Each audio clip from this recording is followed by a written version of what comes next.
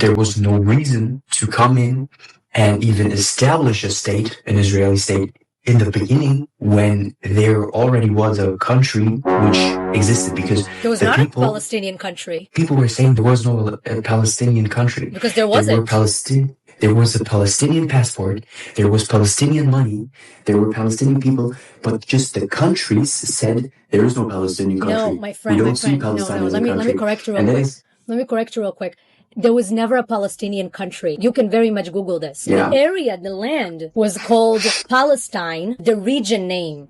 And it was the British Mandate of Palestine. Before that, it was the Ottoman Empire of Palestine. It was a lot of empires. It was never a sovereign country. The money that you're talking about, before the establishment of Israel, that money was British money. Those passports was British passports, which, by the way, if you're looking at the British Mandate of Palestine passport, it had Hebrew in it. So it was never an independent Palestinian country. In fact, the Arabs called themselves Arabs because the Palestinians during the British Mandate of Palestine were the Jews. If you Google right now, the Palestinian football team, 1920, before Israel was established, all of them were Jews. So the Arabs never called themselves Palestinians. The Palestinian identity was invented with Yasser Arafat in 1967. The flag of the Palestinian people today was invented by a British man named Mark Sykes. It was not an established country. Also, Israel, now that it was established in 48, that's the third time it was established. We had a Jewish state in that land twice before. And we were colonized and it was destroyed. Jews always lived in that land. Do you think that Jews are foreigners to that land? Do you think we just stumbled upon that land? This is where we are from. This is why we're called Jews.